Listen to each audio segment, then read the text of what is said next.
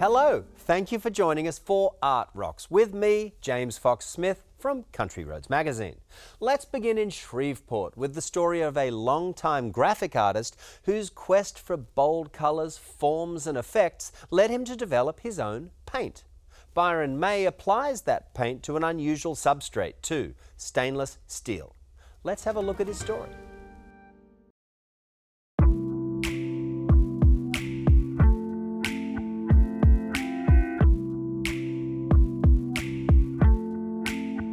My art is a combination of graphic design and colors. I was in the printing business for so long, I became a good graphic designer. When I started painting, I used those skills to develop art. I had art pop into my head. I see shapes and colors, and that's what I put on my canvas, which is stainless steel. There are certain things that I do to the stainless steel, and it's actually a brushed stainless steel. It's just like the front of a refrigerator door. It is what I buy in cut sizes. It makes me unique in the art world of doing work on stainless steel, and the benefits you can get from it are incredible because of the light reflection that happens. When the light hits my work, it changes it all day long. The more light you apply to my work, the better, the more vivid they become, the more translucent they become.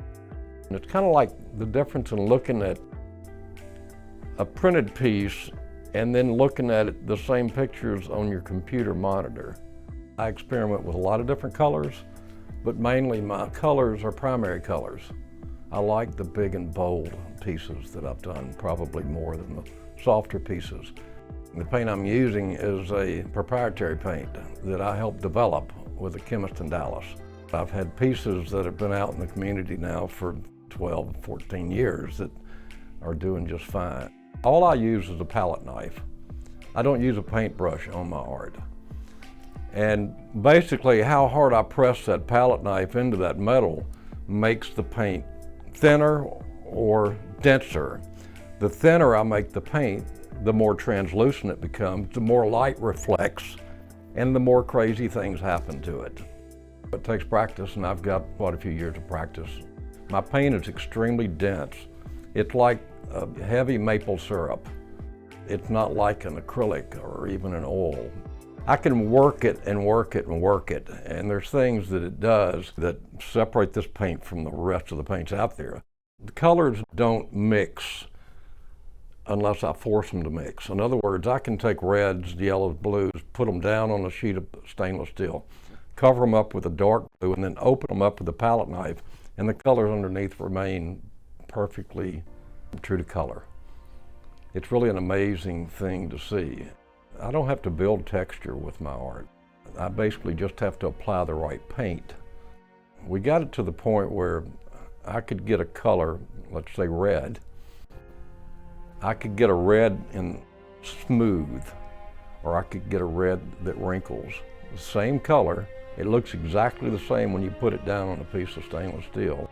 As it dries, it either stays perfectly smooth or it ripples.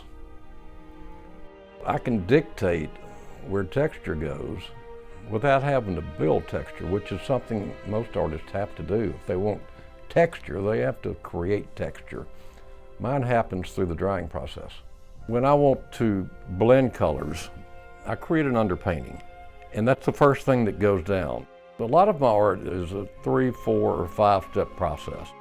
I'll create the underpainting, which is just like background noise, and then I'll put color on top of that after that's dried.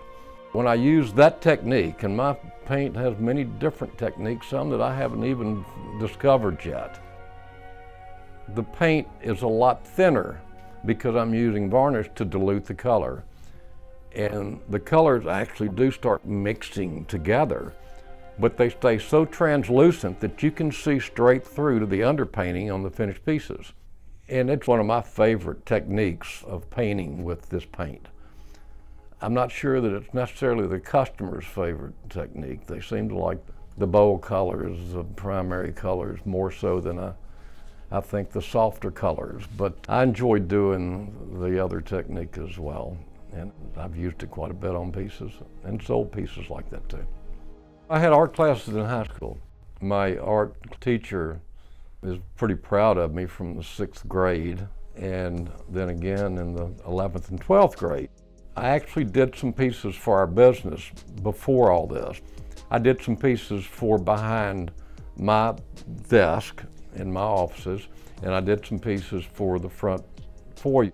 2 of them are up there now. Really, other than that, the graphic design is really the closest that I got to art. My art is so different in person than it is in front of it. I've sold some pieces online, but it's not nearly as good as somebody seeing your art in person, especially with my art, because you can't relay what my art does. It changes so dramatically. I can take a picture of a canvas that I've done and it looks exactly like it on the internet, but I can't do that with my art on metal. I've never been able to predict what piece would sell. I would go into a show thinking this piece would go first and should I take this piece or not? And the one that I thought, should I take this piece or not, was the one that sold first. It's always shocked me as to what the public likes or dislikes out there, and every community is different. It's been a great ride. I did play golf competitively all my life. I had major double fusion back surgery 14 years ago that went awfully wrong, and overnight I was basically crippled and completely through with golf. I got into art because of my pain. I was unable to work. I was on heavy pain medication. I started painting really to try to find something to take my mind off pain, never intending to sell the first piece. And it did. I was able to escape pain through art, which is pretty amazing. I created SP Magazine 21 years ago. Before then, all Shreveport had was tabloids. We didn't have a really nice publication representing Shreveport and Bossier. It was a big project. It took a number of years for the communities to accept it, but when they did, they really did. And we've been going since 2000 with SP Magazine, and I've enjoyed graphically what I've been able to contribute to that.